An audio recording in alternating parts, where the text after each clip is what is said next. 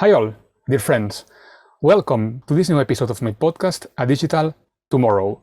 Today, I'm joined by Dr. Renata Thiébaut. Welcome to my show. Thank you, Oriol. Thanks for the invitation. Now, it's actually my pleasure to host you here today. And well, before starting, I think it's important to let our listeners know a bit more about my guest, about Dr. Renata Thiébaut. So basically, Renata is the representative of Alibaba global initiatives for their expansion in several key markets. She's also Chief Operating Officer, COO, of the consulting firm Green Proposition and partner at an award-winning e-commerce agency and Alibaba TP, Web2Asia. So basically, as you can see, she's very experienced in the area of e-commerce, operations and digital transformation. She's handled over 1,000 brands with a global portfolio of over 5 billion revenue, supporting different governmental and incubation projects globally. So, well, once again, Renata, welcome to my show. And well, before moving forward, I must say to all my listeners that it's especially interesting for me to host Dr. Thiébaut today, and not just because of her experience, but also because most of my previous episodes, even those focusing on China, focus more on the idea of TechFin super apps, but I didn't deal specifically with the topic of e-commerce. So having today such an e-commerce expert is going, of course, to be very interesting for myself, and I hope that for all of you listeners. So without further ado, I think it would be interesting to ask you, Renata, about your personal journey. What brought you to China? What made you become interested in e-commerce? What can you share about your journey to our listeners? So I arrived in China in 2005. So it's been over 16 years now that I've been working with different clients, supporting them on their digitalization in the Chinese market. So initially, I landed in China to support one of Nestlé's brand of chocolate called Garoto. And after that, I joined the United Nations, UNHCR, to support the e-procurement system. And also at that time, I had the opportunity to help out with the earthquake that happened in China back in 2008. So it was quite an amazing experience. And because of my background in logistics and supply chain and procurement, I started working with e-commerce. So I've been working with e-commerce since then for over a decade, mostly working with foreign brands that want to enter China to start their online business, on mostly Alibaba platforms like Tmall, but also on other marketplaces. And since perhaps 3 years ago, we started doing the opposite as well. So at Green Proposition, we also support brands in other markets rather than just China, because of this know-how and expertise that we have acquired in the most advanced e-commerce economy in the world. Mm-hmm. Thank you very much for sharing this. And I also wanted to talk about the fact that, same as me, you also hold a PhD. But as far as I know, and please correct me if I'm wrong, you are mostly right now focused on well, not so much on academia, even though I saw that you write articles, but you're not like working full time for any university. So my question to you would be, how would you say that having a PhD has benefited your career, even though you're not working full time in academia? In what ways do you think it might be beneficial for you? I saw the need to continue with my academic studies, especially in the field of law, because e-commerce, especially cross-border e-commerce, is all about regulations, right? Mm-hmm. So through this understanding, I could support different governments and different companies as well as in China and between China and other countries. So I think that in the end, this understanding of cross-border e-commerce was very beneficial for my career in this field. Though I am not full-time in academia, and I do believe that mixing and matching academia with also professional experience in the private industry is very helpful. At Alibaba, I am a professor at the Alibaba Business School and Taobao University. It is a branch of the group for education. So we do have different programs that are 100% educational related, not only business. I fully concur with you. I myself, I did a PhD as well in law and economics, partially in Hong Kong as well. And well, having this PhD, I mean, maybe the topic of my PhD is something that I don't use every day, but the skills that I acquired from doing it are something that have proven to be beneficial for me in my professional experience, definitely. So that's why I wanted to ask you as well. Yes, I agree with you. No, because I know that sometimes when people see the doctor before a name, they tend to think that, oh, that person is working at the university and that's all. But I think there's much more to it. Yes, for sure. In my case, it was purely because it would be very beneficial for me to understand more about cross-border e-commerce and trade related between China and other countries. Well, I would like now to talk about e-commerce in China. As I said before, I did some episodes of my podcast before focusing on China. I talked with an expert about digital yuan. Then I also talked to another expert about super apps in China. But well, since you're an expert in e-commerce, I wanted to hear more from you about what does the e-commerce landscape look like in China, opportunities, risks, anything that comes to my mind that might be useful for our listeners. Yeah, it is very interesting actually to highlight first and foremost that e-commerce in China is very different from Hong Kong and from Taiwan. It is a different ecosystem and different players that you do have in China. And China is very advanced. I think the competition between different players and also investment into infrastructure is what brought to China to the top 1 position in the world. So you have Alibaba, you have JD, but also a few years ago you had Pinduoduo. Now you can see TikTok and other social media apps like WeChat, Little Red Book that are also boosting the social commerce in the country. So this is a very healthy environment where e-commerce China was a few years ago and especially is right now to the development of e-commerce in terms of technology efficiency, right? So that's the reason why actually China is leapfrogging other countries, especially the US and Europe. Why do you think, though, that this happened in China? Because, I mean, you are the expert, but correct me if I'm wrong. I think that this phenomenon started before, for example, in the US. I mean, I started to buy online from Amazon in the US in the 90s. I think it was like 1997. And well, I don't know if China had any e-commerce platform by then, but I guess that back then the US was more advanced than China. So why is it that today, as you said, China's is like the world's number 1 in e-commerce? How come we arrived to this situation? It is a combination of factors. First is the population. The second one is that China is a manufacturing country, and it started in the 90s, for example. So when Taobao was launched in 1999, there was already, an existing industry where manufacturers, they could sell online directly to the consumers. Then the middle class.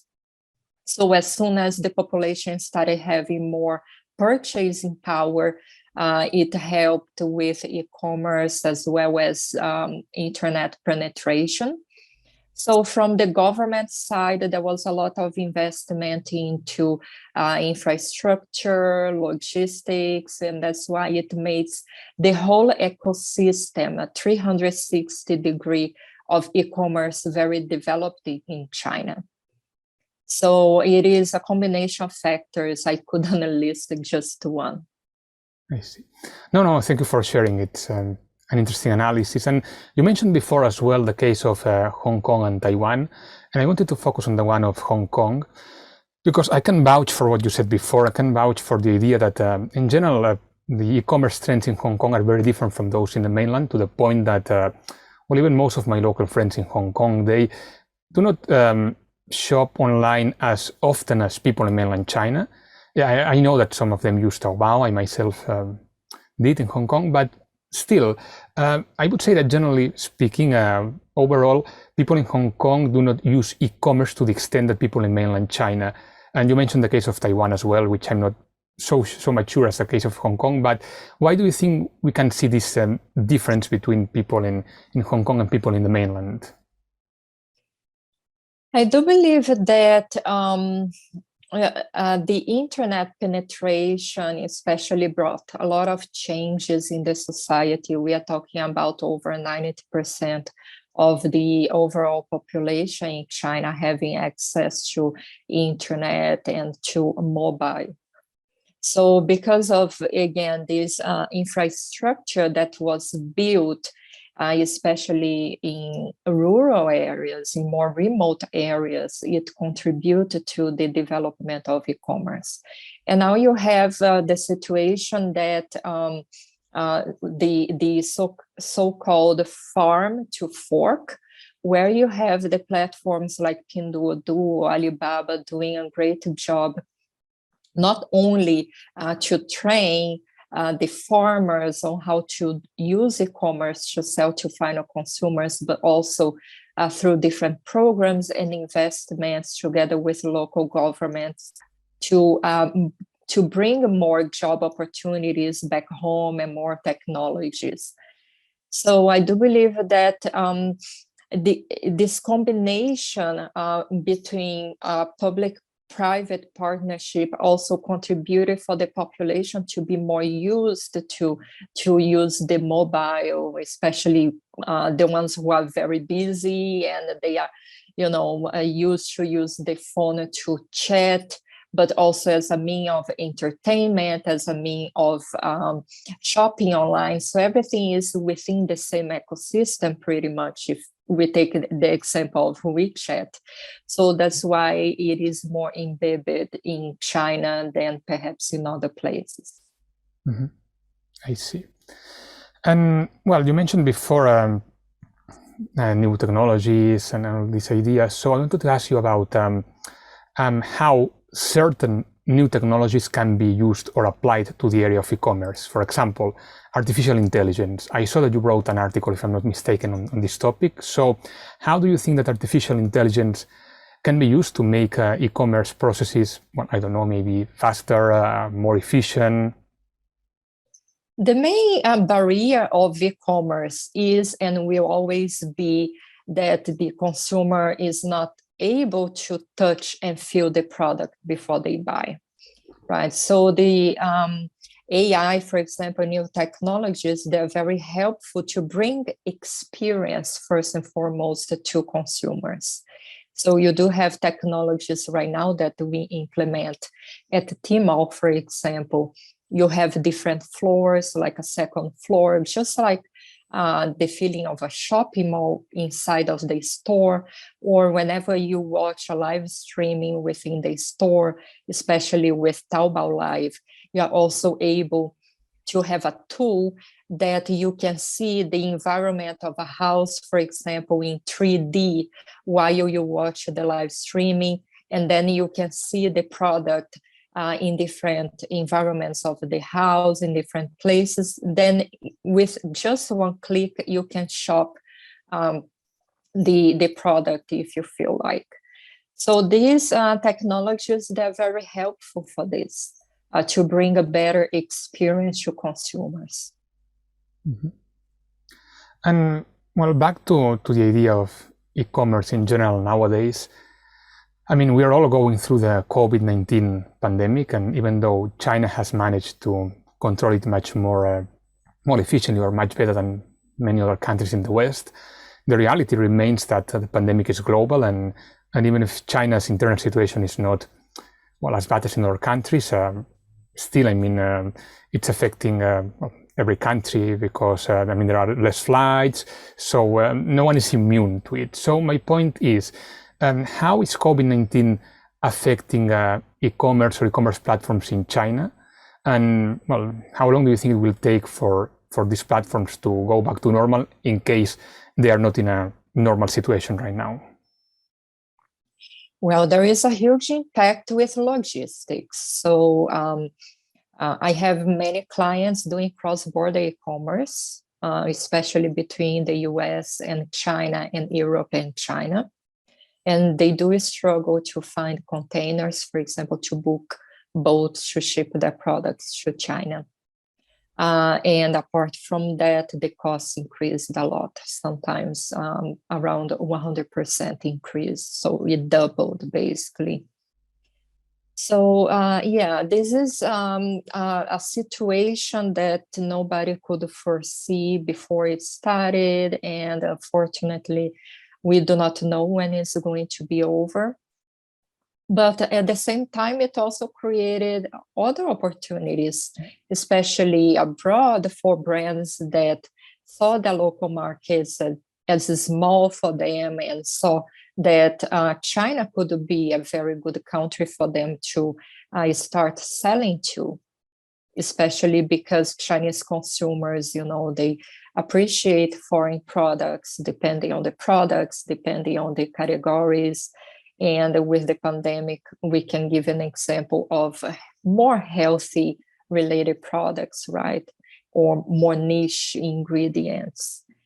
So that obviously more cons than pros, but the brands, they started to adapt to the new normal. Mm-hmm. I see. And you mentioned before as well trade between China and the US, and I don't want to talk about politics, but undoubtedly there were some trade-related frictions these last few years. So how do you think this, well, some people call it trade war, we can call it tension or friction, I mean, however we call it, that situation, how did it affect e-commerce in China? Did it affect this sector enormously or not? And how are brands coping with it? Look, it's a very intriguing question because I do work with the Lithuanian government to run the Lithuanian pavilion with around 16 brands in China. Okay. And there are some political frictions between Lithuania and China right now. Indeed. And there is the banning of imported products from Lithuania, that the Chinese customs wouldn't allow these products to enter the Chinese market. And because of that, my clients cannot sell online. So yeah, it is an unfortunate situation, and unfortunately also politics much influenced trade between countries. So it's the same thing with the US, between US and China, with a higher tax, right, and duties, and with Australia as well. And now with Lithuania, I think the situation is a bit more out of control. Well, I hope everything goes back to normal. I just wanted to make a reference to it because, well, I know that this area may affect e-commerce, of course. And you also talked before about, brands seeing the opportunity to enter the Chinese market, because you said that, of course, this current COVID pandemic situation has many more cons than pros, but still there were some pros.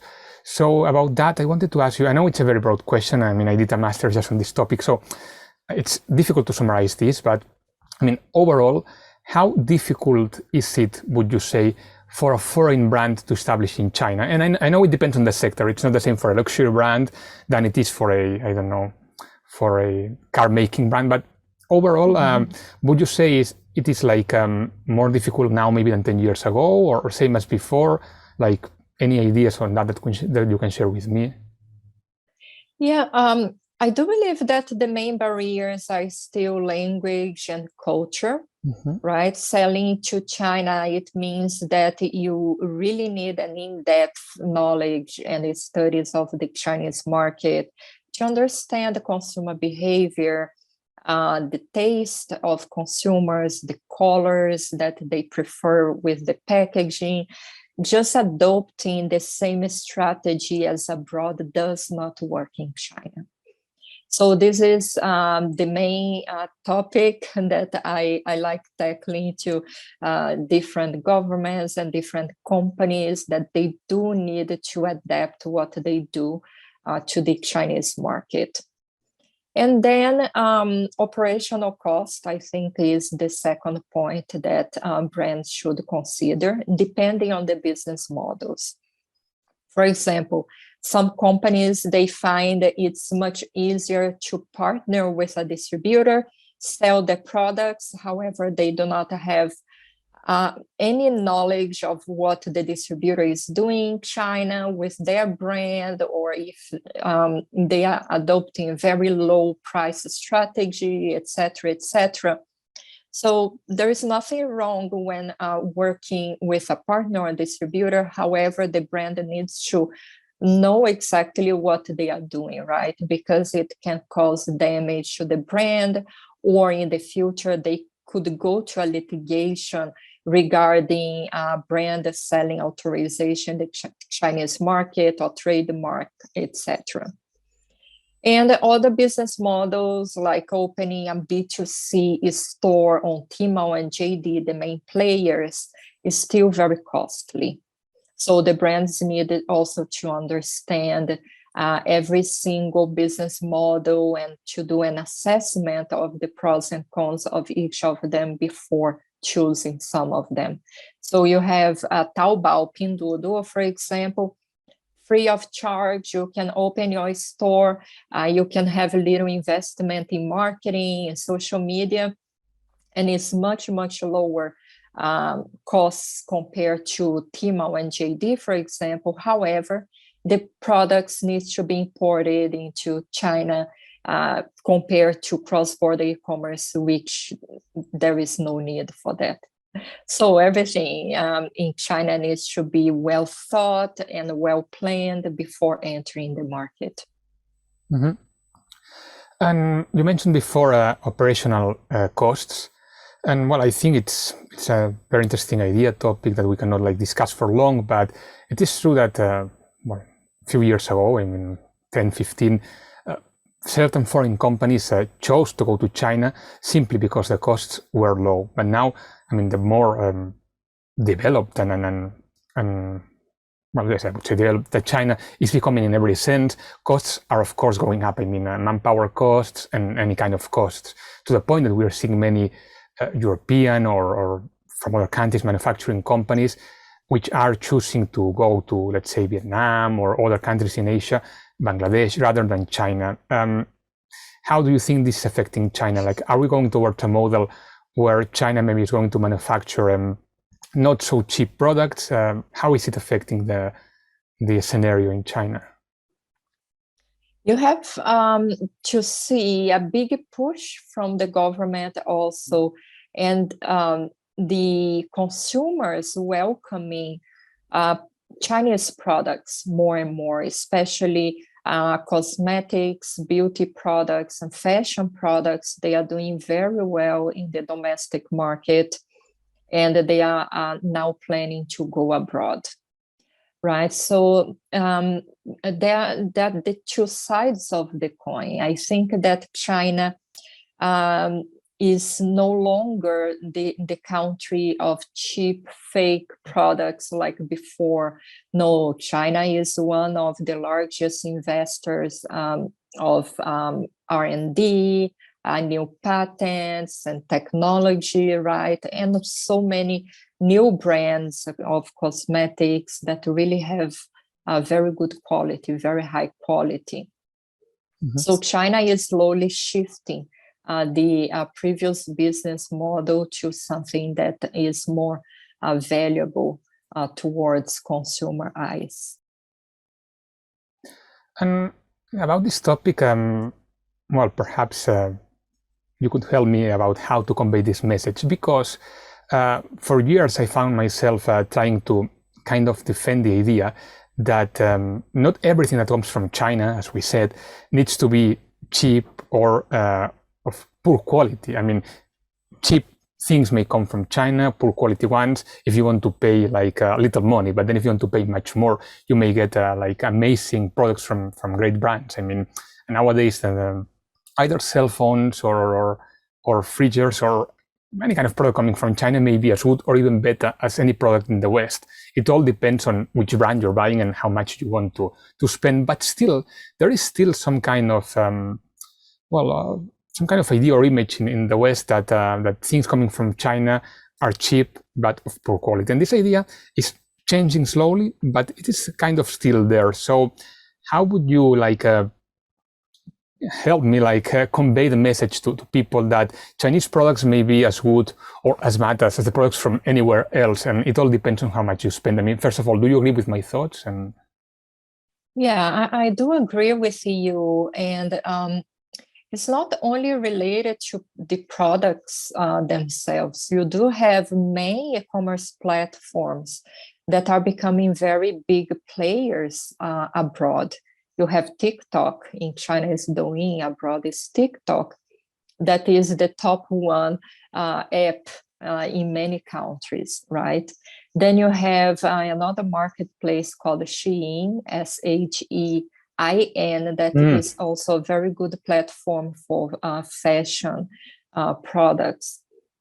So these indirectly help to build the Made in China label globally, right? And move a bit away from the old cliche of saying just poor quality from China, and the products also, they can benefit from this image building that these other players or Xiaomi, Huawei also have abroad. Mm-hmm. Well, thank you for sharing this. And well, before ending our discussion, before wrapping it up, I wanted to ask you briefly about, in general, China's approach to digitalization and new technologies. I know you mentioned that before as well when talking about artificial intelligence and e-commerce, but if you could like summarize like in a few seconds, how would you describe what China is doing in this area? Because you mentioned how much China spends in R&D. So what's China doing well? What's China doing like different from other countries? Yeah, I will give you two different examples that China is really investing a lot into technology in e-commerce. The first one is logistics, using robotics and smart logistics for faster delivery, or drones, for example. And the second one is really to bring all of these societal and economical changes through technology or through e-commerce in the countryside. So you do have, for example, the Taobao village that revolutionized many clusters and villages in the countryside. Pinduoduo, JD, they also have their own programs as well. So even Xi Jinping mentioned the role of the e-commerce players, the marketplaces in China, to help alleviating extreme poverty that China already eradicated, actually. So it is the role of e-commerce not only to help consumers to shop better online, but also to bring all of these changes regarding the social economic change, and also regarding technology disruption. Well, actually, this idea of e-commerce as a tool to alleviate poverty is a very interesting one, to the point that I think that we could devote like one single episode to it, because I think there's much more to it. But when it comes to today, we are running out of time. It's been an absolute pleasure, Renata, to host you here. I learned a lot from you about e-commerce in China, digitalization in China. And as I said, I want to learn more from you in the future if you want to come again to my show to talk about, for example, what we said now about e-commerce as a way to alleviate poverty, or anything else you want to discuss. My doors are open. Yeah, thank you for the pleasant discussion. And I really appreciate your time to discuss about China and the digital tomorrow. Well, thank you very much. It's been my pleasure. And to all my listeners, thank you for listening to this episode. And please stay tuned for the next ones. Bye.